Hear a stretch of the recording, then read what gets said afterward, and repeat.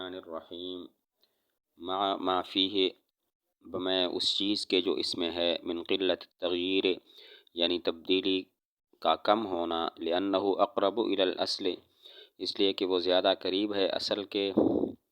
وہو متعین الارادۃ اور وہ متعین ہے مراد لینے کے لیے، فی الآیت آیت میں، اذ المعدی بالباء اس لیے کہ وہ جو متعدی ہو با کے ساتھ، هو التصدیق وفاقا وہ تصدیق ہے بالاتفاق، مع ما فیہ من قلت التغییر یہ ایک تیسری دلیل ہے کہ جس سے محققین کا مذہب ثابت ہوتا ہے اور مخالفین کے مذہب کی نفی ہو جاتی ہے، کہ اگر یہ کہا جائے کہ ایمان نام ہے صرف تصدیق کا تو یہ راجح ہے بنسبت اس بات کے کہ کہا جائے کہ ایمان نام ہے تصدیق اور اقرار کا، یا تصدیق اقرار اور عمل کے مجموعے کا۔ وجہ اس کی یہ ہے کہ اگر کہا جائے ایمان نام ہے صرف تصدیق کا تو تبدیلی تھوڑی کرنی پڑے گی، کیونکہ صرف تصدیق، التصدیق بما علم جو شرعی معنی ہے وہ اصل کے یعنی معنی لغوی کے زیادہ قریب ہے۔ معنی لغوی ہے صرف تصدیق اور معنی شرعی ہے التصدیق بما علم الی آخرہ، تو لغوی اور شرعی معنی کے اندر جو فرق ہے وہ صرف اطلاق اور تقیید کا ہے اور کوئی فرق نہیں ہے۔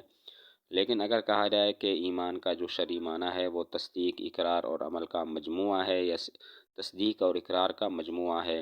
تو یہ معنی لغوی سے بہت زیادہ دور ہو جائے گا۔ تو ظاہر ہے ایسا معنی مراد لینا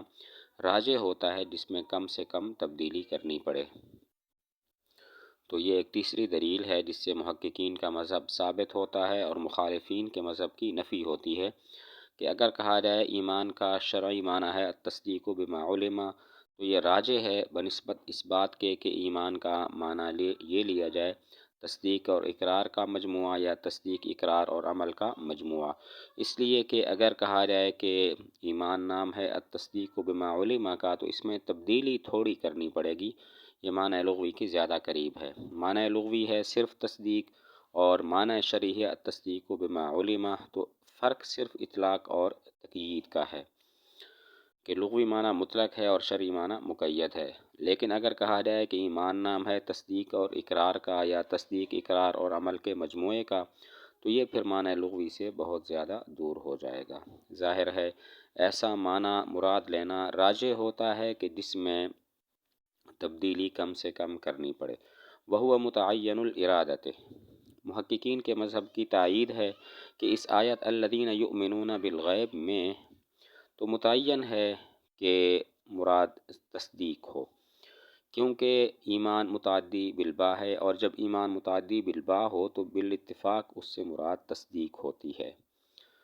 محققین کے مذہب کی تائید ہے کہ اس آیت الذین یؤمنون میں تو متعین ہے کہ ایمان سے مراد تصدیق ہے، کیونکہ یہاں پر ایمان متعدی بالباء ہے، اور جب ایمان متعدی بالباء ہو تو اتفاق ہوتا ہے کہ مراد تصدیق ہوتی ہے۔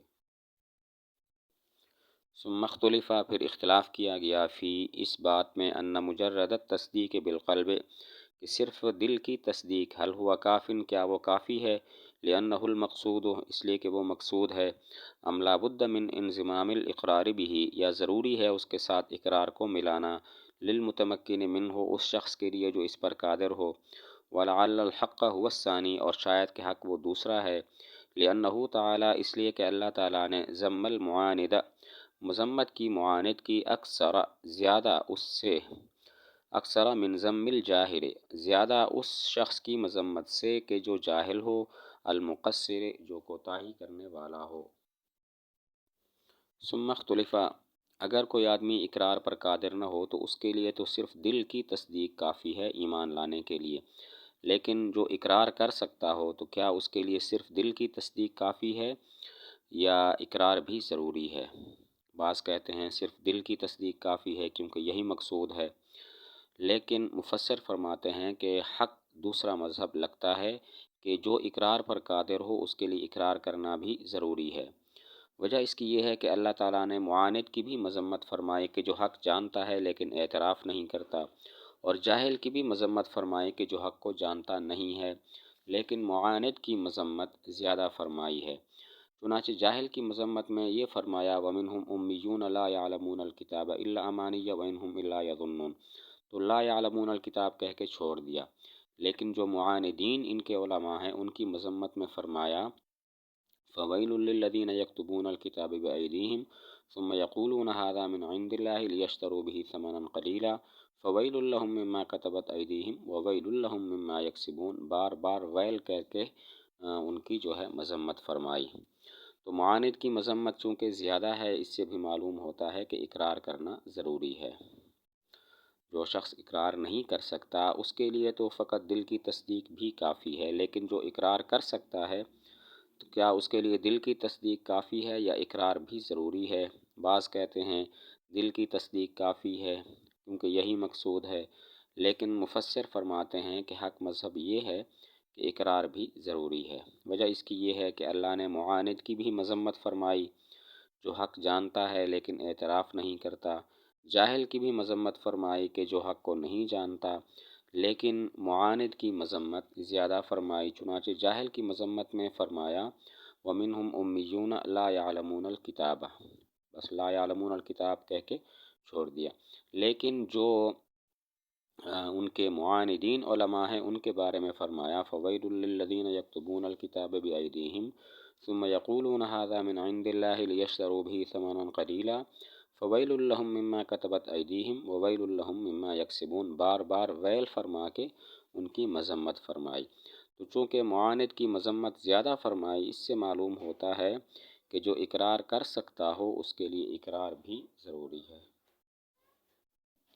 وللمانع، اور معترض کے لیے جائز ہے ان یجعل الذم کہ بنائے مذمت کو للانکار انکار کے لیے،